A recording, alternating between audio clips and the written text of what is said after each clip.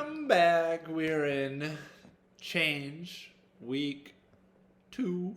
And this week, let's talk about some people who actually did change and what was necessary for their change. So, we're going to be talking about 2 people since it's week 2. Next week, we're not talking about 3 people. But we are talking about Saul, aka Paul, and we are talking about Zacchaeus. So let's talk about Saul first. Now, Saul is like the classic example of when we're talking about change, right? We've talked about Saul in so many different series, but it's just like almost the perfect picture of someone who changed their life and didn't change their personality, didn't change their core being, but just changed everything that they were about, right? Because before Saul underwent his change, he was all about it, baby, killing Christians, yeah, right?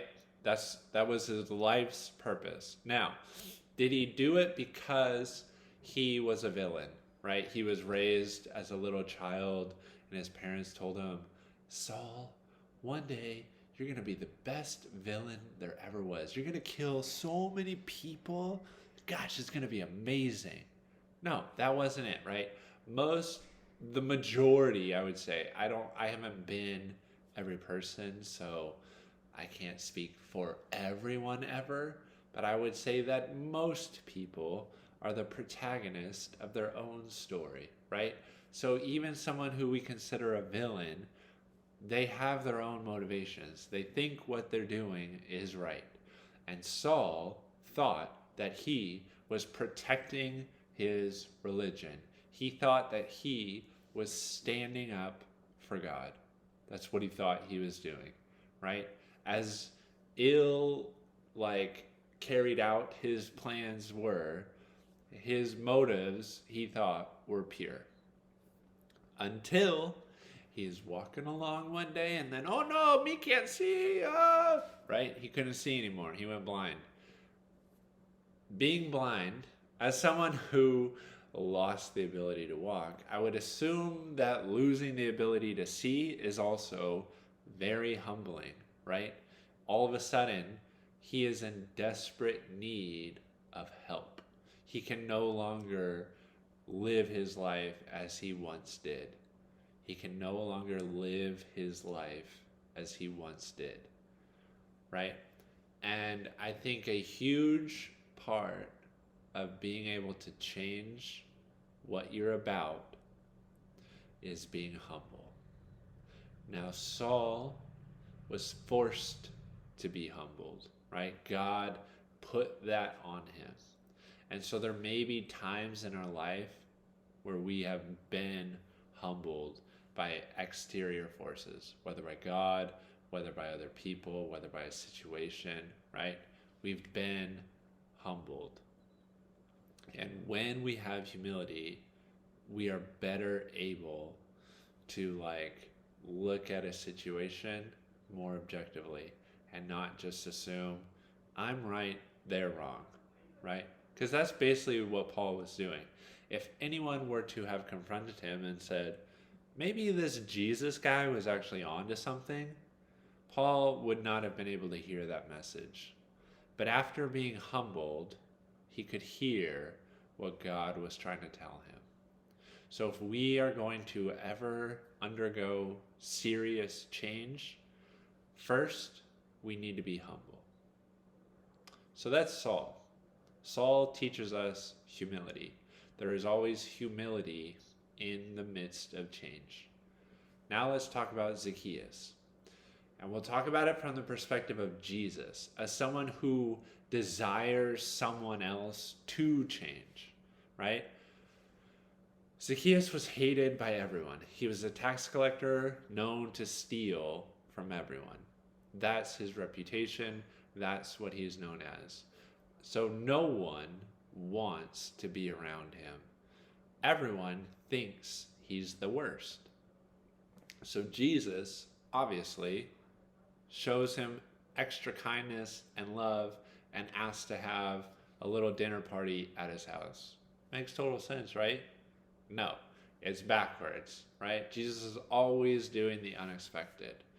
But I think it's super important to realize if we want others to change, what is necessary is love.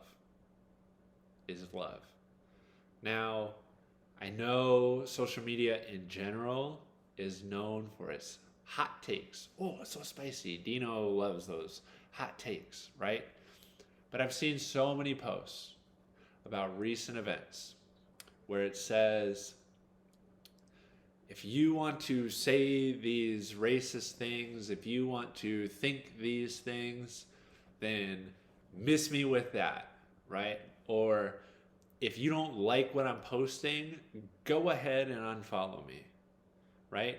Now, as important as it is to tear down systemic and institutionalized racism, and as quickly as that needs to happen, the longer term work is to change people's hearts. If we get rid of these systems, but leave a bunch of people thinking racist or prejudiced thoughts, those systems will come back. They will come back. When you dismiss and push down voices, they do not go away. They only fester and get worse. If you had a wound on your body that got infected and you do not pay attention to it and attend to it, it will get worse and you'll probably lose a limb. We need to pay attention to these people that we do not agree with, that we think are backwards. And I know it's frustrating and difficult and hard, and it's the last thing that we would want to do. But if we do not engage these people, if we do not come to them with grace, nothing will change. Like I said earlier, picture those people and their thoughts, and picture how I described the people feeling about Zacchaeus. He is the worst. I do not want to spend time with him. I do not want to listen to what he has to say. He has hurt me in the past. I do not want to be about that. And what does Jesus do? He has dinner at his house. He extends him grace. This is hard work. Harder than posting on Instagram, right? Having conversations with people we don't agree with. Showing them love and grace when we don't think they deserve it. And it's not fair, and it might not even be right, but I truly believe it's what's necessary. If we ignore these voices, if we push them to the side, they will only fester and get worse and come back. They do not go away just because you're not paying attention to them. The only thing to do is to change hearts and minds. And the way to do that is through love. And it sucks and it's hard, but if we really want things to change, I believe that's what's necessary. And you can disagree with me, and I'd love to talk about it, right? Let's have a conversation about it. Don't write me off. I won't write you off. We can talk about it. But I think it's important. I think it's important to immediately, quickly tear down these institutions, the systemic problems. But the long work is to change hearts and minds so that these things never come back again. because no one would desire them to. So let's be about change. If there are things in our life that we need to change, let us be humble enough to receive those changes. And if we see things in the world that we want to change, may we approach them with love, knowing that it will be a long, hard, difficult process, but that we are ready to do the work. So that's it for week 2.